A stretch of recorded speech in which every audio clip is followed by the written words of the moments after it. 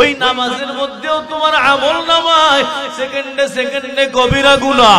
বাইতুল্লাহর তওয়াফ করো, ওই টাইমে হজরে আসওয়াদ যদি চুম্মা দাও, হজরে আসওয়াদ তোমার গুনাহগুলো টাইনা নিয়ে যায়। হেরে যুবকের দল, ওই টাইমেও যদি দাড়ি না থাকে, তোমার আমল নামায় সেকেন্ডে সেকেন্ডে কবিরা গুনাহ জমা হয়। এদিক থেকে গুনাহ যায়, ওদিক থেকে জমা হয়। এ বাবা শুনো, যেখানে একটা গুনাহ মানুষকে জাহান্নামে নেওয়ার জন্য যথেষ্ট হয়ে যায়, সেই জায়গা যদি সেকেন্ডে সেকেন্ডে কবিরা গুনাহ হয়, বলো 24 ঘন্টায় কত হাজার সেকেন্ড। এরকম 60 বছর হয়ে গেল, 40 বছর হয়ে গেল, তোমার মুখে দাড়ি নাই। হে যুবক, তোমার এত লক্ষ কোটি মিলিয়ন বিলিয়ন, হে বাবা, কবিরা গুনাহ নিয়ে কেমনে মালিকের জান্নাতে যাবা? আমার আল্লাহর রং যদি ধারণ না করো, ওই মালিক তোমাকে, মালিকের নবী মুহাম্মদ তোমাকে হাউজে কাউসারের পানি খাওয়াবে না। দাড়ি ছাড়া যদি মারা যাও, এর যুবক, ওই পয়গম্বরের সামনে দাঁড়াইতে পারবা না। পয়গম্বর তোমাকে হাউজে কাউসারের পানি খাওয়াবে না। ওই হাউজে কাউসারের পানি যদি না পাও, ওই মালিকের জান্নাতও পাবা না। যেই মানুষগুলো জান্নাতে যাবারে বাবা, ওই মানুষগুলো হাউজে কাউসারের পানি বাবা। এ বাবাজিরা, এই বয়ান ওই সময় সফল, এই মাহফিল ওই সময় সফল যখন তওবা করবা, গুনাহ ছাড়বা, আমল করবার যুবক। এ বাবাজিরা, প্রত্যেক বছর মাহফিল করো, কিন্তু আমলের তৌফিক হয় না। এরে বাবারা বলো, হাজার মাহফিল কইরাও কোনো লাভ নাই যদি আমল করতে না পারো। রে বাবা, আমার আল্লাহ বললেন সিবগাতাল্লাহ, এর এক ব্যাখ্যা হলো দিন আল্লাহ, আল্লাহর দিন। ওমান আহসানু মিনাল্লাহি সিবগা, ওমান আহসানু মিনাল্লাহি দীনা। আল্লাহর দ্বীনের চেয়ে ভালো দিন দুনিয়ায় নাই। যত ধর্ম, যত দিন আছে, যত আমল আছে, এ বাবা, যত মতাদর্শ আছে, মতবাদ আছে, আল্লাহর মতবাদের চেয়ে ভালো মতবাদ এই দুনিয়ার মধ্যে দ্বিতীয়টা পাবা না। মালিকের দ্বীনের চেয়ে ভালো দিন এই দুনিয়ায় নাই। হে বাবাজিরা, যদি মালিকের দ্বীন মানো, ওই মালিকের জান্নাত পাবা, আর যদি না মানো, ওই মালিকের জান্নাত পাবা না। এর যুবকের দল, নামাজ পড়ো, এটা আল্লাহর রং। ওই বেনামাজি, এটা শয়তানের রং। ও পর্দার অন্তরালের মা গো, পর্দায় চলো, এটা হলো আমার আল্লাহর রং। আল্লাহর রং তুমি ধারণ করো, পর্দার মধ্যে তুমি চলো। যদি বেপর্দায় চলো, এটা হলো বিধর্মীদের রং, এটা হলো শয়তানের রং, ইবলিসের রং। ওরে যুবতী বোন, আল্লাহর রং ধারণ না কইরা ওই মালিকের জান্নাত পাবা না। যারা বেপর্দায় চলো, কত বড় গুনাহ। আমার নবী বলেন, লা ইয়াদখুলুনাল জান্নাহ, বেপর্দা নারী যারা, তারা জান্নাতের মধ্যে যাবে না। ওয়ালা ইয়াজিদনা রিহাহা, জান্নাতের ঘ্রাণটা পর্যন্ত পাবে না। ওয়া ইন্না রিহাল জান্নাতি লা তুজাদু মিন মাসিরাতি কাযা ওয়া কাযা, অথচ জান্নাতের ঘ্রাণ হাজার হাজার কিলোমিটার দূর থেকে পাওয়া যায়। জান্নাতের ঘ্রাণ লক্ষ লক্ষ কিলোমিটার দূর থেকে পাওয়া যায়। ও পর্দার অন্তরালের মা, বলো, আমার নবীর হাদিস সত্য না মিথ্যা?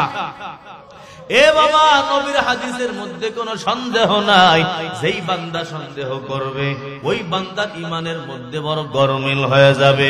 এর যুবকের দল, ও পর্দার অন্তরালের মা গো, যদি মালিকের রং ধারণ না করো, পর্দায় না থাকলে মালিকের রং তোমার মধ্যে নাই, ঝগড়া করলে মালিকের রং তোমার মধ্যে নাই। এরে পর্দার অন্তরালের মা, গীবাত শিকায়াত করো, তুমি ভালো করে জেনে রাখো, আল্লাহর রং তোমার মধ্যে নাই। আল্লাহর রং লাগাইয়া যদি না যাও, ওই মালিকের জান্নাত পাবা না। এ বাবাজিরা, যারা সুদ খাও, তোমার মধ্যে আল্লাহর রং নাই, যারা ঘুষ খাও তোমার মধ্যে মালিকের রং নাই। ও পর্দার অন্তরালের মা গো, তোমার সন্তান হারাম কামাই করলো, ওই হারাম কামাই তুমি খাইলা, আল্লাহর কসম তোমার মধ্যে আল্লাহর রং নাই। যদি হারাম খাও ওই শয়তানের রং নিয়ে জাহান্নামে যাও, আল্লাহর জান্নাত তুমি কোনোদিন পাবা না। আমার আল্লাহর জান্নাত যদি যাইতে হয় ওই মালিকের লেবাসের কোট লাগাইয়া যাইতে হবে। এ যুবক, যত নাফরমানি করবা তত শয়তানের রং তোমার মধ্যে ঢুকবে, যত নামাজ কাজা করবা তত শয়তানের রং তোমার মধ্যে ঢুকবে। বলো আল্লাহর রং যদি না লাগাও, শয়তানের রং যদি লাগাও, শয়তান যেই জাহান্নামে যাবে তুমিও সেই জাহান্নামে যাবা। এরে বাবাজিরা, এই মাহফিল তখনই সফল যখন তুমি নতুন করে নামাজ ধরবা, যখন তুমি গুনাহ থেকে বাঁচবা, যখন তুমি মোবাইলের গুনাহ থেকে বাঁচবা। এরে যুবকের দল, ওই বেগানা নারীর সাথে যখন সম্পর্ক তুমি করবা না, জেনা ব্যভিচারের কাছে তুমি যাবা না, গান বাজনার কাছে তুমি যাবা না, ওই গানের তার লাগাইয়া রাত্রে বেলা ঘুমাও। হে বাবা, চিন্তা করছনি ওই রাত্রে যদি তুমি মারা যাও কোথায় যাবা? কারণ যেই জায়গার মধ্যে গান বাজনার আওয়াজ, ওই জায়গার মধ্যে মালিকের গজব নাজিল হয়। সাউতানে মালউনানে, দুইটা আওয়াজ যেই জায়গায় হয় ওই দুই আওয়াজের মধ্যে মালিকের গজব নাজিল হয়।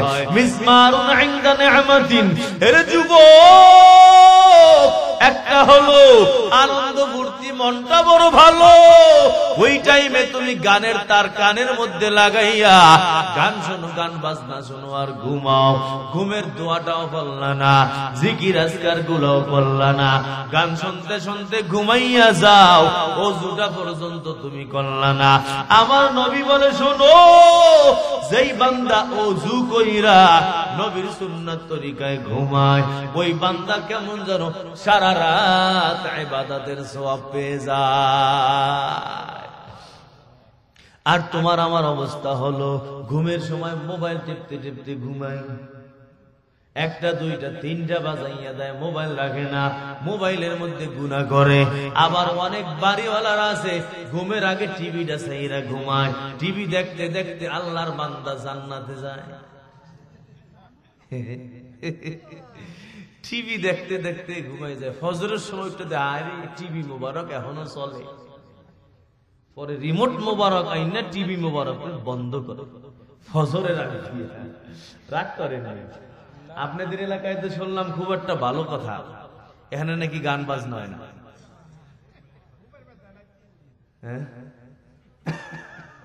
আবার কি কর, ডেক সেট বাজায় না?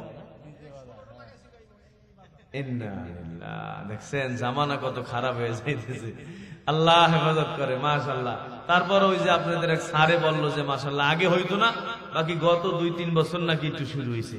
যাক, এই যুবক গুলোরে আল্লাহ হেদায়েত দুক, ওদেরকে আল্লাহ ভালো বানাই দিক করে। আমিন। এ বাবা, আপনি যদি আওয়ামী লীগ করেন, বিএনপির রং যদি আপনি লাগান, শেখ হাসিনা বাইরে বেড়ে বলে যে বেটা তুই মুনাফিক, তুই বিএনপির লোক হইয়া আমার লগে লগে তুই করতেছিস। আবার এই যে বিএনপি এখন ক্ষমতার স্বপ্ন দেখতেছে, এখন যদি আপনি আওয়ামী লীগের ওই 14-15 বছর ছিলেন, এখন যদি গিয়া এখন যে আমি বিএনপির নেতা, আলমপুরের আমি এমপি, বাইরে বলে রং লাগাইছিস আওয়ামী লীগের, আর তুই আইছিস এখন বিএনপি কালাইতে দাঁড়া। আল্লাহ কইব, বান্দা শয়তানের রং লাগাইয়া সারা জীবন করছো, আর এখন আমার জান্নাত এত সোজা না, এত সোজা না। এই জন্য আল্লাহ বলছে সিবগাতাল্লাহ, আল্লাহর রং। ওমান আহসানু মিনাল্লাহি সিবগা, আরে আল্লাহর রঙের চেয়ে ভালো রং তো আর নাই। আল্লাহর রং যদি না লাগাও, ওই মালিকের জান্নাত পাওয়া যাবে না। দুনিয়ায় তো হিসাব করলে দেখা যায় নির্দিষ্ট রং, নির্দিষ্ট ডিজাইন, নির্দিষ্ট কালার যেখানে আছে, এর বাহিরে কি হয় না, এলাও না। চাকরি করতে যাবেন, কমেন যে আমাদের এখানে রং হলো দাড়ি থাকবো না, দাড়ি ছাড়া রং। তো যেই বান্দার দাড়ি আছে ওই বান্দারে চাকরি দিব না, ঠিক কিনা? নির্দিষ্ট পোশাক আছে না, স্কুলে পোশাক না পরে গেলে ঢুকতেই দেয়, গেটেই আউট। কেন? যে আমাদের রং লাগাও নাই। আর যদি এই বান্দা অন্য স্কুলের পোশাক পরে আসে তাহলে তো আরো বিপদ, ঠিক কিনা? জোরে বলেন। দুনিয়ার সব জায়গার মধ্যে আপনি যেই রঙের মানুষ, বিরোধী দলের রঙের মধ্যে যাইতে পারবেন না। আপনি আমি যদি গুনাহের রং লাগাই, নাফরমানের রং লাগাই, শয়তানের রং লাগাই, আল্লাহর জান্নাত পাওয়া যাবে না। আজকে আমাদের এই সব অন্যায় অপরাধ গুনাহের কারণে সব ধ্বংস হয়ে গেছে। হারাম ঢুকতে ঢুকতে রগ রেশায় ঢুকে গেছে। আমাদের দাদা বীর শাহ হাকিম মোহাম্মদ আখতার রহমতুল্লাহ আলাইহি বলেন যে বান্দা যখন হারাম খায় তখন এই হারামের অন্ধকার দুর্গন্ধ তার রেশায় রেশায়, রগে রগে, প্রান্তে প্রান্তে পৌঁছে যায়। পরে কি হয়? এই মানুষটার সব দুর্গন্ধ হয়ে যায়, কালো হয়ে যায়। কান আছে কিন্তু কান বয়রা হয়ে যায়, চোখ আছে চোখ অন্ধ হয়ে যায়, অসুস্থ হয়ে যায়। মনে করেন জ্বর হয়েছে, এখন খানা দিছেন সব কি লাগে? তিতা লাগে। খাবারের সমস্যা, সমস্যা জিহ্বা, তাই না? কেন? জিহ্বা অসুস্থ হয়ে গেছে। এই আমরা গুনাহ করতে করতে, হারাম খাইতে খাইতে, হারামের মধ্যে যাইতে যাইতে আমাদের কান অসুস্থ হয়ে গেছে, যার কারণে যখনই কোনো হকের আওয়াজ শুনি তখন এই হুজুর কি আওয়াজ শুরু করলো, এই হুজুরের জেলখানায় ঢুকাও, ঠিক কিনা? হুজুরের ওয়াজে সমস্যা, আমার কানে সমস্যা। আমি গুনাহ করতে করতে করতে আমার কান অসুস্থ হয়ে গেছে। এখন এই কান আর হক গ্রহণ করার যোগ্যতা নেই, জ্বর হয়ে গেছে, জিহ্বা অসুস্থ, যত ভালা খানা দেন মজা নাই, মজা নাই, খাই না। সে দামি দামি খানা রাখছেন, মজা লাগে না। আমাদেরও একই পরিস্থিতি হয়েছে, গুনাহ নাফরমানি করতে করতে এমন অসুস্থ হয়েছে যে হুজুর মসজিদে মনে করেন সুদের বয়ান দিছে, আর মুসল্লি একজন সুদ খায়, ওই টিকতে পারে। এখন উনি নামাজ পড়ে পায়, এ হুজুর হাজে না কেন? আমার দিক তাকাই তাকাই সুদের ওয়াজ করছে। উনি কেমনে জানে যে আমি সুদ খাই? আশ্চর্য বিষয় রে ভাই। আমাদের এক মুসল্লি একেবারে নামাজি, 5 ওয়াক্ত, ওনার পোলার বিয়া, বিয়ার মধ্যে এমন ডেক সেট বাজাইছে রে আল্লাহ, শুধু ডেক সেট, নর্তকী নাচাইছে, ডেক সেট বাজাইছে, ওই বিয়ার মিয়ার এইগুলোও খাইছে। তো বাস মহল্লায় গুনাহ হয়, দিছি বয়ান জুমার দিন, এইগুলা তো কোনো মুসলমানের কাম না। এখন ওই আজি সাহেব বিকাল বেলা আমরা চা খাইতে বসি, কয় আজকে জুমার বয়ানটা ঠিক হয় নাই।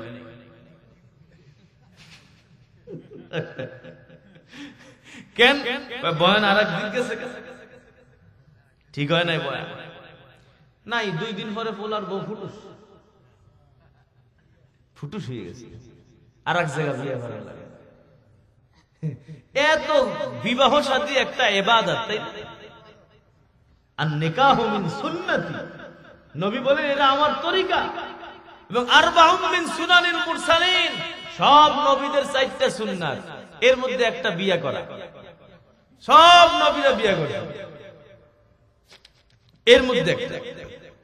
এবং বিবাহ কারো জন্য ওয়াজিব, কারো জন্য ফরজ, কারো জন্য সুন্নাত, কারো জন্য হারাম। যে জুলুম অত্যাচার করবে বিয়ে করা জায়েজ, যে খানা ভরণ পোষণ দিতে পারবে না এর বিয়ে করা জায়েজ। এই যে ইবাদত, এই ইবাদতের মধ্যে আমরা যত সিস্টেম চালু করছি, একটা সিস্টেমও নবীর না। বলেন গায়ে হলুদ নবীর তরিকা, হিন্দুদের তরিকা। এই যে আমাদের দেশে একটা বিয়ে হয়েছে কোথায় জানি, 300 পোলাপান 300 ড্রেস বানাইছে একরকম, একদিনের লাগে 300 ড্রেস বানাইছে, 300 হুন্ডা লইছে, এ নিয়ে একবারে বউর নিয়ে আজি পুরা সংবাদের মধ্যে প্রচার হয়েছে। ভিন্ন তরিকা অপচার, বিবাহ শাদীতে এত অপচার। আমার নবী বলেন আযামুন নিকাহি বারাকাতান আইসারুহা মাউনাতান, ওই বিবাহের মধ্যে বরকত বেশি যেই বিবাহতে খরচ নাই, একবারে কম। সাহাবীরা রাত্রে বেলা বিয়ে করছে, রাসূলকে জানায়ও নাই, অথচ রাসূলকে কত মহব্বত করছে জানেন? জান কুরবান করছে রাসূলের সামনে, তীর আসছে বুক পাইতে দিছে রাসূলের গায়ে যাতে না লাগে, এত মহব্বত করছে, কিন্তু তারপরও বিয়ে করছে জানায় নাই। নবী সকালবেলা দেখে গালের মধ্যে আলতা মালতা লেগে গেছে। কিউ আলতা কে? কই নবী কাম তো সেরে লইছে। কি কাম? কই বিয়ে করে লইছে। কই মাশাআল্লাহ বারাকাল্লাহু লাকুমা ওয়া বারাকা আলাইকুমা ওয়া জামা বাইনাকুমা বিল খায়র। নবী দোয়া করে দিয়েছেন। কোন আপনি আমি হইলে কইতাম যে এই বাইরা বেটা আমার দাওয়াত দেশ নাই, দাওয়াত না পাইয়া কি যে শুরু করে মহল্লার মধ্যে, যে আমারে কেন দাওয়াত দিল। আশ্চর্য বিষয় রে ভাই, আরে আল্লাহ, এই যে বিবাহ শাদী আজকে ধ্বংসের মধ্যে আমরা নিয়ে গেছি। বেপরদা বেহায়াপনা, গান বাজনা, অশ্লীলতা। মনে করেন নামাজের মধ্যে যদি কেউ এসে গান চালাই দেয় খারাপ লাগবে না? তো বিবাহটাও এমন একটা ইবাদত, এইটার মধ্যে এই বিপর্দা বেহায়াপনা দিয়ে একেবারে সব ধ্বংস করে ফেলে। পরে 2 দিন পর আর বিয়ে থাকে না জায়গা। বিয়ে দেওয়ার পরে এখন দেখে যে জামাই ওই সমস্যা, এই সমস্যা, মাইয়া ওই সমস্যা, ওই তো গুনাহ করছো খালি। আজকে আমাদের মধ্যে আল্লাহর রং নাই, সব জায়গার মধ্যে হয় ইহুদি খ্রিস্টানদের রং, না হইলে হিন্দুদের রং। আমাদের ঘরের মধ্যে তাকায়া দেখেন আল্লাহর নবীর যে রং, ওই রং পাবেন না। কারণ নবীর ঘরের মধ্যে বলেন সাহাবায়ে কেরামের ঘরে নবীর একটা ছবি ছিল নি, কিন্তু আপনার আমার ঘরে নেতার ছবি, বরকত। ওর দিকে তাকাইয়া তাকাইয়া একটা সেজদা দেয় প্রত্যেকদিন পারলে, ঠিক কি না? এই যে ছবি রাখছেন, যেই ঘরে ছবি থাকে ওই ঘরে আল্লাহর রহমতের ফেরেশতা যায় না, আসে না। হ্যাঁ, প্রত্যেকটা সেক্টরে সেক্টরে এই যে নেতার কবরে গিয়া ফুল দেয়, এটা জায়েজ? হারাম। কবরকে পূজা করার কোনো অবকাশ নাই, সে আল্লাহ আল্লাহ হোক আর বুজুর্গ হোক আর বড় প্রধানমন্ত্রী হোক। কারো কবরের মধ্যে এই জন্য নবী পাকা করতেও নিষেধ করছে। আর আমরা বর্তমানে শুধু পাকা না, কবরের মধ্যে মশারি টানাই, ঠিক কিনা? কেন মশারি টানাইলা?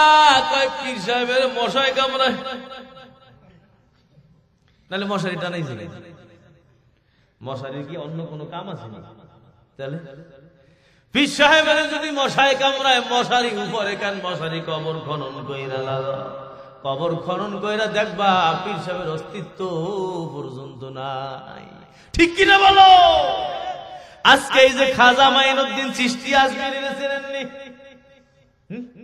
মাইনুদ্দিন চিশতি রাহমাতুল্লাহ আলাইহি, ওই আজমির শরীফের মধ্যে যার মাজার, বড় আল্লাহওয়ালা, বড় বুজুর্গ মানুষ, এই বুজুর্গ মানুষের নামে রজব মাস যখন শুরু হয়, ডেক পাতাইয়া দেখবেন লাল নিশান, লাল কাপড় টানাইয়া পিতলের ডেক বসাইয়া ওই জায়গার মধ্যে টাকা উঠায়, পয়সা উঠায়, চাল ডাল মরিচ পিঁয়াজ যে যা পারে ফালায়, এরপরে খাজার নামে সিন্নি খিচুড়ি বানাইয়া খায়।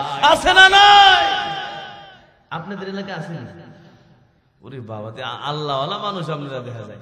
রজব মাস যখন শুরু হয় তখন মাইনুদ্দিন চিশতি আজমির রাহমাতুল্লাহ আলাইহি কত বড় আল্লাহওয়ালা, ওনার পীর সাহেব ছিলেন ওসমান হারুনি রহমাতুল্লাহ আলাইহি। উনিও ছিলেন বড় আল্লাহওয়ালা। কত বড় আল্লাহওয়ালা মানুষ, এত বড় আল্লাহওয়ালা। এক মহিলা ওনার মজলিসে আইসা বলতেছে, হুজুর আমার সন্তানটাকে 40 বছর যাবত পাই না, 40 বছর হয়ে গেছে সন্তানটা হারায় গেছে, আপনি একটু দোয়া করেন, আপনি কোন আমল দেন যাতে সন্তানটা ফেরত আসে। ওই আল্লাহওয়ালা ওসমান হারুনি বলেন, যাও ও মা যাও, ঘরের মধ্যে গিয়া দেখো তোমার সন্তান ফেরত চলে আসছে। ওই মহিলা বাসায় গিয়ে দেখে, হা হা ঠিকই তার সন্তান বাড়ির মধ্যে চলে আসছে। মুরিদান জিজ্ঞাসা করে, হুজুর কি ব্যাপার, কি আমল আপনি করলেন যে আমলের কারণে 40 বছর আগের সন্তান 40 বছর যাবৎ হারাইয়া গেল, ওই সন্তান ঘরে কেমনে ফিরে আসলো? ওসমান হারুনি বলে, শোনো, কয়েকবার সূরা ফাতিহা পড়া আল্লাহর কাছে দোয়া করলাম আর কাম হয়ে গেল। সুবহানাল্লাহ কইতেন না? আল কাউসার পত্রিকা, আল মারকাজুদ দাওয়া আল ইসলামিয়া, আব্দুল মালিক সাহেব চেনেন? বাইতুল মুকাররমের খতিব, বাংলাদেশের সবচেয়ে বড় আলেম উনি। আমাদের কপালটা জানি কেমনে ভালো হইছে, আল্লাহই জানে। এমন একজন খতিব আমরা বাইতুল মুকাররমে পাইছি।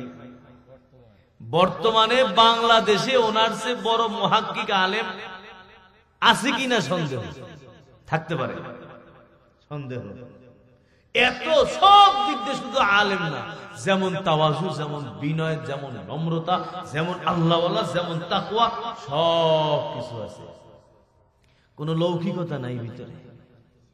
এই ওনার পত্রিকা আল কাউসার, এটার মধ্যে কোনো অন্যায় অপরাধ বানানো কাহিনী লেখে না। এই পত্রিকায় এই ঘটনা লেখছে যে ওসমান হারুনি সূরা ফাতিহা পড়ে দোয়া করছেন, 40 বছর আগের সন্তান ফেরত আসছে। ওনার মুরিদকে নিয়ে উনি নদীর পথে রওনা দিয়েছেন। নদীর পাড়ে গিয়ে দেখেন নৌকা নাই। মুরিদকে বলল, চোখ বন্ধ করো। মুরিদ চোখ বন্ধ করলো। 5 মিনিট পরে বলে, চোখ খোলো। মুরিদ চোখ খুললো। চোখ খোলার পরে দেখলো নদী পার হয়েও পার চলে গেলাম। মুরিদ এখন জিজ্ঞাসা করলো, হুজুর কেমনে আমরা নৌকা ছাড়া পার হলাম? ওসমান হারুনি বলে, শোনো, আমি 5 বার সূরা ফাতিহা বললাম, এই সূরা ফাতিহার বরকত আল্লাহ নদী পার করে দিছে। নৌকা লাগে নাই, ওই সূরা ফাতিহা আছে না নাই? কিন্তু খালি আমরা নাই, ঠিক কি না? ওই সূরা ফাতিহা পড়া সাহাবী ফু দিল, সাথে সাথে বিষ নেমে গেল। এক সর্দারকে সাপে কামড়াইলো। এলাকার লোকজন বলে, ও মুহাম্মাদের সাহাবায়ে কেরাম, আমাদের সর্দারকে সাপে কামড়াইলো, তোমাদের কাছে কোনো আমল আসেনি? আল্লাহর বান্দা সাহাবী বলে, হ্যাঁ হ্যাঁ আমল আছে, তবে শর্ত আছে, যদি বিষ নাইমা যায় 30 জনকে 30টা ছাগল দিতে হইব। বকরি 30টা, কয় খালি 30টা নি, যা চাও তাই দিও। আরে আমাকে প্রধানমন্ত্রীর সাবেক কামড়াইছে, সব দিতে রাজি আছে, আগে বিষ নামা। সাহাবী গিয়া সূরা ফাতিহা পড়ে দিছে ফু, আর সাথে সাথে বিষ আউট। এ ভাই ওমরে ফারুক তো বিসমিল্লাহ কইয়া বিষ খাইয়া হলে কোনো কিছু হয় না। আমরা পারি না, কারণ আমরা যে ভালো মানুষ, বেশি ভালো মানুষ। ওই সাহাবী এখন 30টা ছাগল নিয়ে নবীর কাছে গিয়া কয়, নবী এই যে ছাগল নিয়েছি কেমনে? ওই সর্দারের সাপে কামড়াইছে, ফু দিছি, আর কইছি 30টা ছাগল দেওয়া লাগবে। কি দিয়ে ফু দিছো? সূরা ফাতিহা। তুমি জানো কেমনে? কয় যখন আমাকে ডাকছে তখন আমি মনটা আল্লাহর দিকে দিছি, আর আল্লাহ আমার দিলে ঢাইলা দিছে সূরা ফাতিহা পড়ে ভূতে ভালো হয়ে যাবে। আমি ঠিকই সূরা ফাতিহা পড়ে ভূত দিছি, বিষ নেমে গেছে। এখন আপনি কোন 30টা ছাগল জায়েজ আছে? জায়েজ আছে মানে এটা তুমি তোমার কাজের বিনিময় নিছো, চিকিৎসা করছো, চিকিৎসার বিনিময় নিছো, না জায়েজের কিছু নাই। সুবহানাল্লাহ। কিন্তু আমাদের অবস্থা হলো উল্টা পাল্টা। এ ওসমান হারুনি হলেন মাইনুদ্দিন চিশতি রহমাতুল্লাহ আলাইহির শায়েখ। মাইনুদ্দিন চিশতি আজমিরি রাহমাতুল্লাহ আলাইহি কত বড় আল্লাহওয়ালা। ওসমান হারুন একদিন ফজরের এশার নামাজের পর বলতেছে, আজকে যারা আমার পিছনে ফজর পড়বা সবগুলা জান্নাত পাইয়া যাবা। ওসমান হারুনি বলেন, যারা আমার পিছে ফজর পড়বে সবাই জান্নাতে চলে যাবে, তবে শোনো, যদি কেউ কাউরে বইলা দাও সে জাহান্নামে যাবা, কেউরে জানাইতে পারবা। এশার নামাজ পড়া চুপচাপ কইরা ঘরের মধ্যে ঘুমায়া যাবা, একজনের কাছেও সংবাদ জানাবা না। যারা নিজের ইচ্ছায় মসজিদে আসবে, আমার পিছনে নামাজ পড়বে, ওই মানুষগুলো আল্লাহর জান্নাতে চলে যাবে। সবাই চলে গেল। ফজরের যখন আযান, আযানের আগেই দেখলো লাখ লাখ মানুষ। ওরে বাবা, এত মানুষ কোত্থেকে আইলো? মসজিদ ধরে না, রাস্তাঘাট ধরে না, এলাকাও ভরে গেছে। লাখ লক্ষ লক্ষ মানুষ, ঘরের মধ্যে একটা মানুষও নাই। যত পুরুষ ছিল সবগুলো মসজিদে হাজির। নামাজ শেষ করার পর ওসমান হারুনি সবার দিকে মুখ ফিরে বসলেন। মুখ ফিরে বইসা বলতেছেন, কামটা কে করলা? এই কামটা তোমরা কে করছো? কেন, কে মানুষদেরকে সংবাদ জানাই দিছো? তাড়াতাড়ি দাঁড়াও। আল্লাহর বান্দা দাঁড়ায় না। এ বাবা, অনেক পরে একটা যুবক দাঁড়াইছে। ওই যুবক দাঁড়ায় বলতেছেন, হুজুর আমি করছি এই কাম। তুমি কেন সবার কাছে সংবাদ জানাইলা? তুমি জানো না? আমি বলেছিলাম যদি কেউ কারো কাছে জানাইয়া দাও তাহলে কিন্তু জাহান্নামে যাবা। আমি তো এই কথাও বলছিলাম, তুমি শুনছিলা কিনা? আল্লাহর বান্দা যুবক বলে, হুজুর হ্যাঁ হ্যাঁ আমি এই কথাও শুনছি। তাহলে তুমি জানাইলা কেন? কয়, জানাইলাম এই কারণে, যাতে করে আমি একা জাহান্নামে গিয়া যদি লাখ লাখ মানুষ জান্নাতে যায়, এটাই আমার জন্য বড় সফল হয়ে যাবে। এ বাবা, ওই যুবকের নাম হলো মাইনুদ্দিন চিশতি আজমিরি। এত বড় উম্মতের দরদ অন্তরের মধ্যে, আমি একা জাহান্নামে গিয়া সবাই যদি জান্নাতে যায় আমার কোনো সমস্যা নাই, এই জন্য আমি সবাইরে দাওয়াত দিলাম। ওসমান হারুনি বলে, শোনো এ বাবা, ভালো করে শোনো, আমার হাতে জান্নাতও নাই, আমার হাতে জাহান্নামও নাই। তবে আমি এই কথা কেন বললাম? এইটা পরীক্ষা করার জন্য বললাম, কার মধ্যে উম্মতের মায়া বেশি, কার মধ্যে জনগণের দরদ বেশি। আমি একমাত্র তোমাকেই পাইলাম। তোমার নিজের মায়ার চেয়ে জনগণের মায়া তোমার মধ্যে বেশি। এই এত বড় আল্লাহওয়ালা আজমির শরীফে ঘুমানো, এর কবরটাকে মাজার বানাইয়া এর কবরটার মধ্যে সেজদা দেয়, এর কাছে গিয়ে বিভিন্ন জিনিস চায়। বলো, আল্লাহওয়ালাদের কবরে কিছু চাওয়া যাইবনি? একমাত্র মালিক ছাড়া কারো কাছে নাই, আল্লাহ ছাড়া কারো কাছে চাওয়া যাবে না। ওই মালিক ছাড়া দুনিয়ার কোন মানুষের কাছে কোনো কিছু চাওয়া যাবে না, সেজদা করা যাবে না, ইবাদত করা যাবে না। ওই কবরের মধ্যে মোমবাতি লাগানো যাবে না। হে বাবারা, কেন মোমবাতি লাগাও? কবর আলোকিত করার জন্য লাগাওনি। যদি লাগাইতে চাও ওই কবরের উপরে কেন কবরের ভিতরে লাগাও। কবরে ফুল দেয়া বেদাত, ঠিক কিনা বলো? এ বাবাজিরা, কবরে ফুল দেওয়া যাবে না। কবর এটা পূজা করার জায়গা না। এটা শুধুমাত্র একটা মানুষ মারা গেল, তার দাফন করার পর ওই মানুষের অস্তিত্ব থাকে না, ওই মানুষ কিছুই থাকে না রে বাবা। যেই মানুষের অস্তিত্ব নাই ওই মানুষকে পূজা করার কোনো সুযোগ নাই। ওই আজকে তাকাইয়া দেখো মাজারের মধ্যে লেখা দাতা বাবা, ঠিক কিনা জোরে বলো? ওই পীর সাহেবকে যারা দাতা মনে করলো ওই মানুষগুলোর ঈমান বরবাদ হয়ে গেল। পীর সাহেবের পূজা জায়েজ নাই। এর যুবক, আল্লাহওয়ালা অবশ্যই আছে, কিন্তু আল্লাহওয়ালাদের পূজা করা যাবে না। কারামাতুল আউলিয়া হাক্কুন, আউলিয়ায়ে কেরামদের কারামাত হক।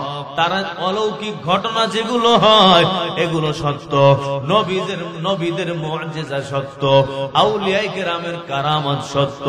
কিন্তু কারামাত দেখাইলেই আল্লাহওয়ালা হয়ে যাবে এইটা কোনো শর্ত না। কারামাত দেখাইলেই তার পূজা করা যাবে না, সে মানুষ থেকে অন্য পর্যায়ে যাবে না।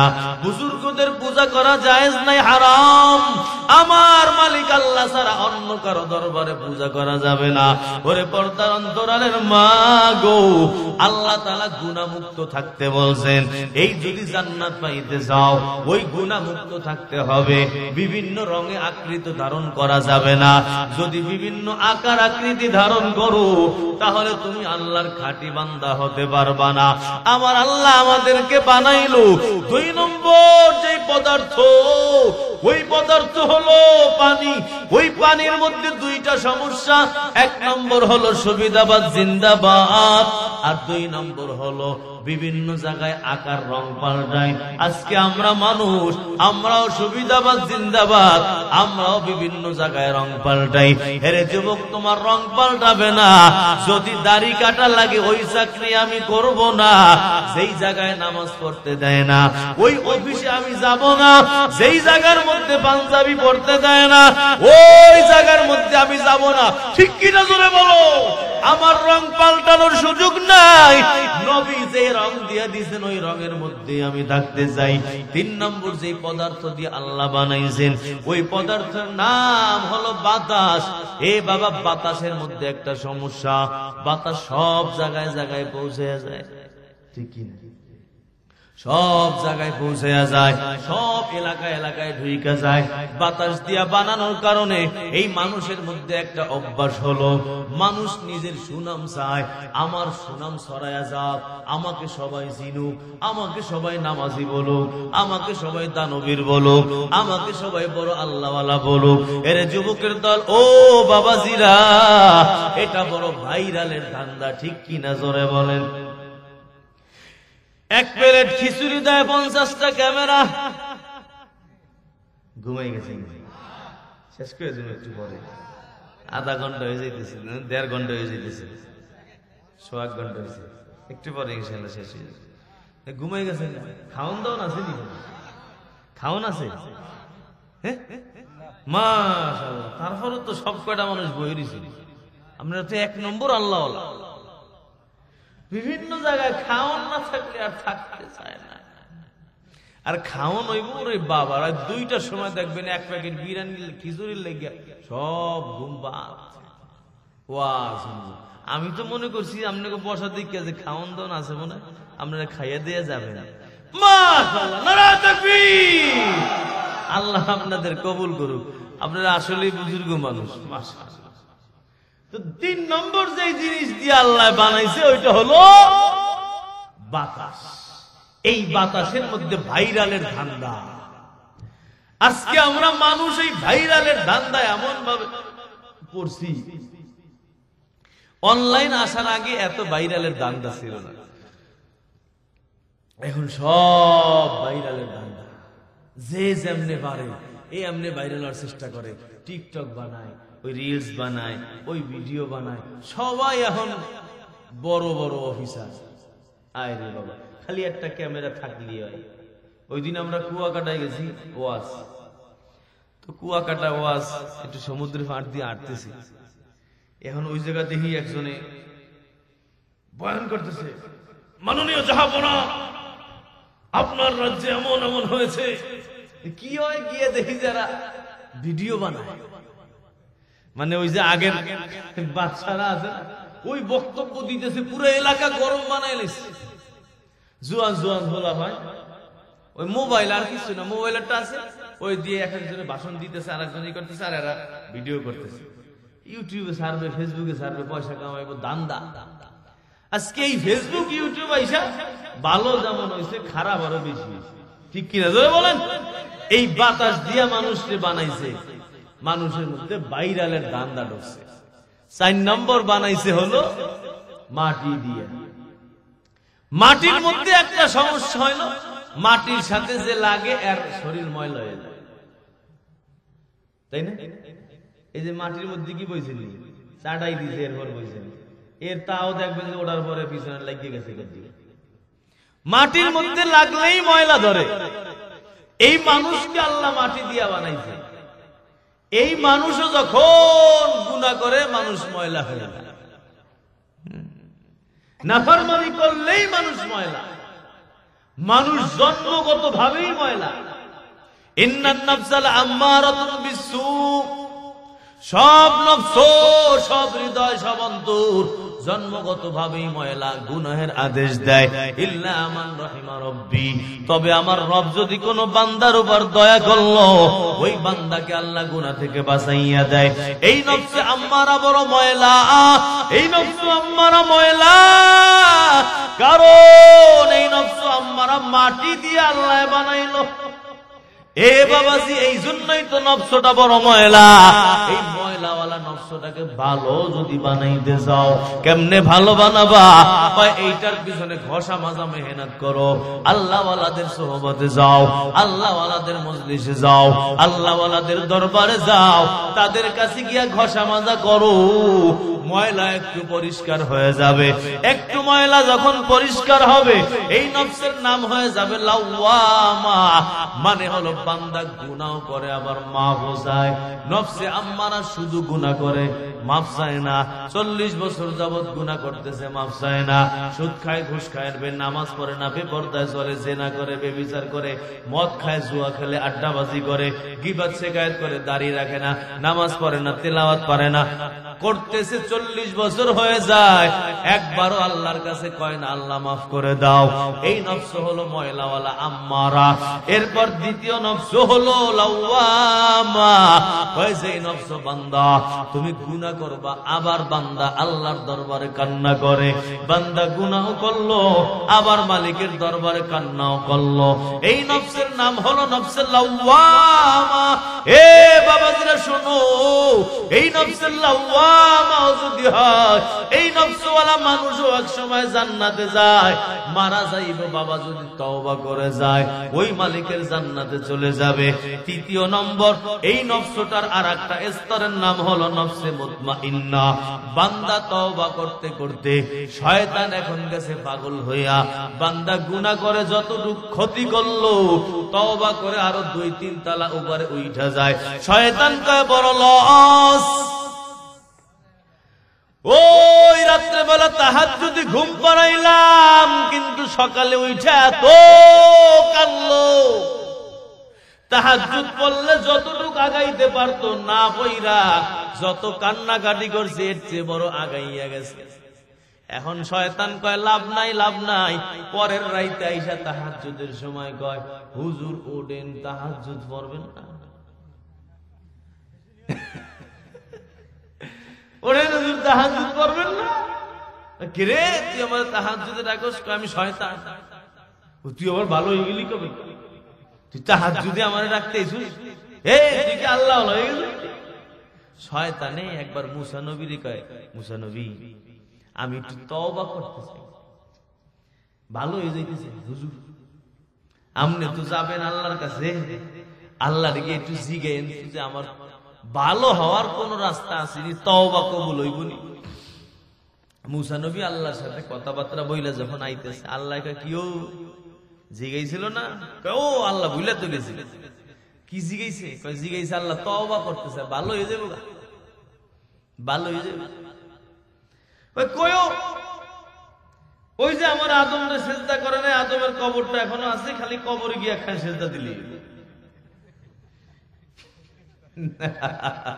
সেজদার আর কপাল একটা সরে না। এখন মুসা নবী আইছে, ইবলিস শয়তান দৌড়াইছে, কি হুজুর কোন কোন কোন কি কেমনে তওবা করব? আল্লাহ কইছে আদমের কবরে একটা সেজদা দিতে। জেতাটারই করলাম না, মরাটারই করলাম না, কপালে নাই।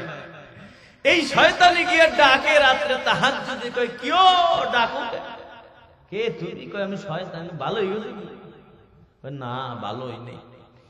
তাহলে কি? গত রাত্রে ঘুম পড়াইছিলাম, মাথার মালিশ করে দিছিলাম, একটু শরীর মাইজা দিছিলাম, তাহাজ্জুদে উঠতে পারেন নাই।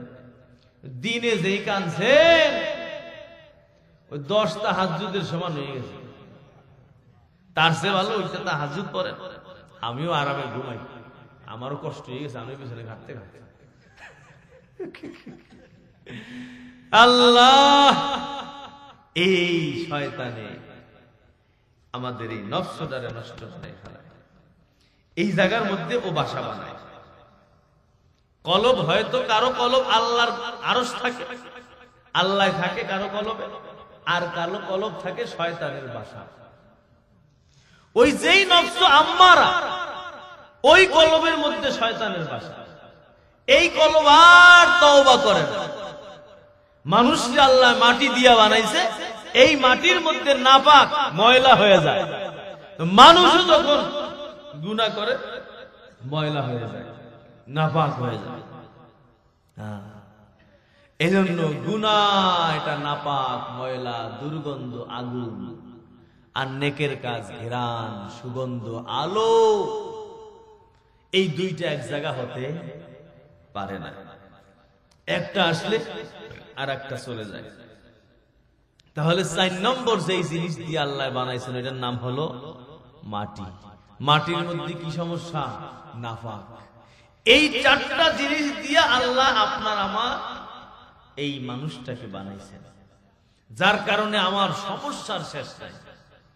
আগুনের কারণে অহংকার, তাই না? পানির কারণে মুনাফিকি, বাতাসের কারণে ভাইরাল হওয়ার ধান্দা, রিয়া, ইখলাস নাই।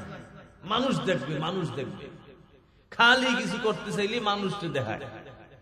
এই যে ইখলাস কারে কয় জানেন? ইখলাসের 2টা আলামত। 1 নম্বর আলামত হলো আইয়াকতুমার রাজুলু হাসানাতিহি কামা ইয়াকতুমু সাইয়্যাতিহি। সে যে আল্লাহর জন্য করছে এর প্রমাণ নেকের কাজ করার পরে এমন ভাবে গোপন করবে যেমন গুনাহ করার পরে গোপন করে। গুনাহ হইলে আমরা গোপন করতে চাই না। যেই বান্দার মধ্যে ইখলাস আছে ওই বান্দা নেকের কাজ করার পরে গুনাহ যেমন গোপন করে এমন গোপন করতে চায়, এর মধ্যে ইখলাস আছে। 1 নম্বর আলামত। 2 নম্বর হলো আইয়ামালার রাজুল ওয়ালা ইউহিব্বু আইয়ুহমাদা আলাইহি। আমল করবে কিন্তু আমল করার পরে প্রশংসার চাহিদা থাকবে না। বুঝেন নাই? হজ কইরা আইছে, এখন আরে হাজী সাহেব না কইলি রাগ হয়ে যায়। নাম জিগাইছে, নাম কি? কয় হাজী আব্দুর রহমান। জানি না আপনাদের কেউ নাম আছে কিনা, রাগ করেন না। হাজী আব্দুর রহমান। কেন হাজী কইতে আইল? আপনি তো নামাজও পড়েন, তাহলে মুসাল্লি আব্দুর রহমান কোন? ঠিক কিনা? আপনি রোজাও রাখেন, সাহেব আব্দুর রহমান কোন? না, খালি হজ করে আসার পরেই হাজী আব্দুর রহমান। হুজুরেরা কালেকশন করতে যায় না, গিয়া হাজী সাহেবের নাম লেখছে, হাজী কেন লেখে নাই? পুরা রাগে ফায়া, রাগে ফায়া। এই হজ আসেনি, ওই সৌদিটা বাংলাদেশে ঢোকার আগেই খালাস হয়ে গেছে, নাই কিছু। ইখলাস হলো আমল করবে কিন্তু মানুষ প্রশংসা করবে এটা চায় না। আমার হযরত এক ঘটনা শুনাইছে, মাইয়ার বিয়া। এখন মাইয়ার বাপে আর এক বেয়াই যে পোলার বাপ যে আইছে, এরে জানাইতে চায় যে 3 বার হজ করছে, এটা বুঝাইতে চায়। কেমনে বুঝাইব? নামাজের সময় হয়েছে, এখন কয়ে আমার মাঝখানের হজের জায়নামাজটা নিয়ে আসে। কি কয়? মাঝখানের হজের জায়নামাজটা আনো। তো মাঝখানে যদি হজ একটা থাকে, 2 সাইডে 2টা আছে, কয়টা হইল?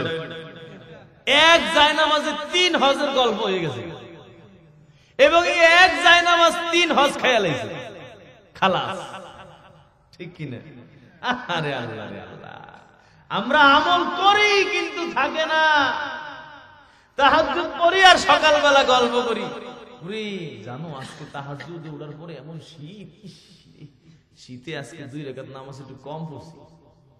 কেন এই গল্পটা করার? এটা কি আল্লাহ দেখছেন? এটা আল্লাহর জন্য করছেন না? এই যে আমল করে আর মানুষের কাছে প্রশংসা চায়, বোঝা গেল তার মধ্যে ইখলাস নাই। রিয়া বাতাস দিয়া বানাইছে, এজন্য খালি ধান্দা যে মানুষ আমাকে দেখুক, মানুষ আমাকে বড় দানবীর বলুক, মানুষ আমাকে ভালো বলুক, আমি বড় ভালো মানুষ, বড় হাজী সাহেব, আমি 1 কোটি টাকা দান করছি, আমার নাম সবার আগে। ঠিকই না? একজনে মসজিদে জায়গা দিছে, এই মনে হয় 2% হইব, তাও কেমন জানেন? নিচতলা, দোতলার বাড়ি, 3 তলা 4 তলা মসজিদ, আর 5 তলা 6 তলা আবার এর বাড়ি। মাঝখানে 2টা ফ্ল্যাট দিয়েছেন, দেওয়ার পরে এই মসজিদটাও বানাইছে, আবার আর এক মসজিদের লগে ঝগড়া করে। বাংলাদেশে সব মসজিদ কি হয়, ঝগড়া লাগিয়ে বেশি হয়। মসজিদ লইয়াও ঝগড়া শেষ নাই, ঝগড়া করে বানাইয়া আর বাপের দিছে মুতাওয়াল্লি। বাবা মারা গেছে, মারা যাওয়ার পর ওই যে জায়গা ও কয় আমারে মুতাওয়াল্লি বানাই দিল। ও যে এত ভালো মানুষ, একজন ওরে মুতাওয়াল্লি বানাই দিছে না, বেশি ভালো যে ও কয় যে কোনোভাবে আমারে মুতাওয়াল্লি দিতেই হইব, নইলে চলবো না, কেউ রাজি না।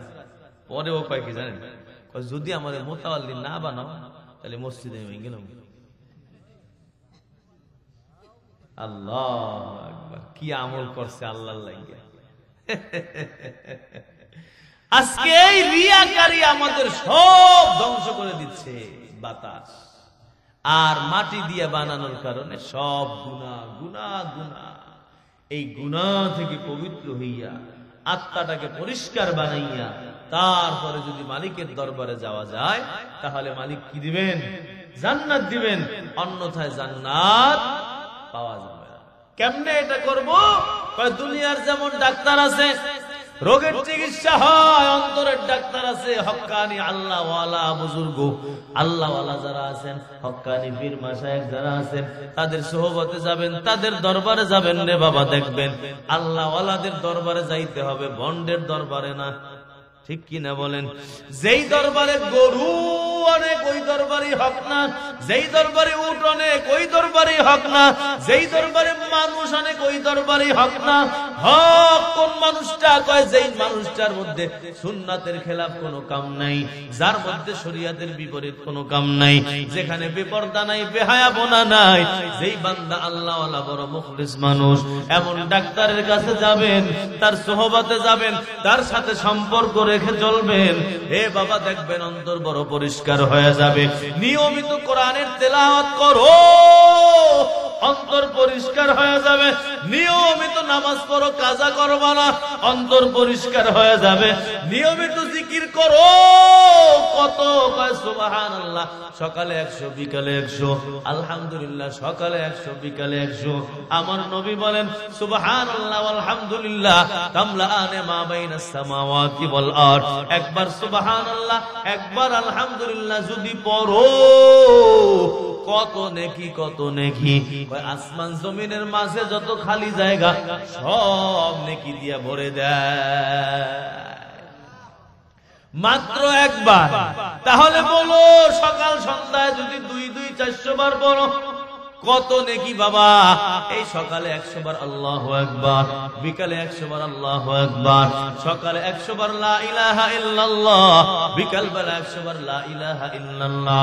দরুদ শরীফ সকালে 100, বিকালে 100, ইস্তিগফার সকালে 100, বিকালে 100, লা হাওলা ওয়ালা কুওয়াতা ইল্লা বিল্লাহ সকালে 100, বিকালে 100। জিকির যত করবা তত অন্তরটা বড় পরিষ্কার হবে, তত ময়লা বড় পরিষ্কার হবে। তেলাওয়াত যত করবা তত ময়লা বড় পরিষ্কার হবে। ইমাম সাহেবের সোহবতে যাবা, ময়লা তত পরিষ্কার হবে। মসজিদে যত ঢুকবা, ময়লা তত পরিষ্কার হবে। মাদ্রাসায় যত যাইবা, ময়লা তত পরিষ্কার হবে। মাহফিলে যত আসবা, ওই ময়লা তত পরিষ্কার হবে। এ বাবাজিরা, ও পর্দার অন্তরালের মা গো, যদি ময়লা পরিষ্কার করে না যাও, ওই কবরে যদি ময়লা নিয়ে যাও, গুনাহের ময়লা নিয়ে যাও, আমার আল্লাহ তাআলা জাহান্নামের আগুনে ফালাইয়া ময়লা পরিষ্কার করবেন, পরিষ্কার বানাইয়া তারপর জান্নাতে দিবেন। আর যদি পরিষ্কার নিজে হইয়া যাও, ওই জাহান্নামে আর যাওয়া লাগবে না রে বাবা। ও পর্দার অন্তরালের মা, ও যুবক ভাই, আল্লাহর কসম, এই মাহফিলগুলোর আয়োজন কেন করা হলো? এই অন্তর পরিষ্কার বানানোর জন্য। আজকে আমরা মাহফিল থেকে অন্তর পরিষ্কার করব, পিছনে যত গুনাহ করলাম সব গুনাহ থেকে তওবা করব, মালিকের দরবারে মাফ চাইবো। ও আল্লাহ, পিছনের গুনাহ যা করলাম ভুল হয়ে গেছে, আর করব না, রাজি আছি ইনশাআল্লাহ। তওবা করার নিয়ত কার কার আছে? দুটি হাত আমার আল্লাহরে দেখান। ওরে মালিক আল্লাহ, এই মাহফিল থেকে রাত্রে বেলা তাহাজ্জুদের টাইম হয়ে গেছে, তোমার দরবারে তওবা করতেছি, আর গুনাহ করব করব না, পিছনে যা যা অন্যায় করলাম এই মাহফিল থেকে তওবা করলাম, আমাদের সব গুনাহগুলো মাফ করে দিয়া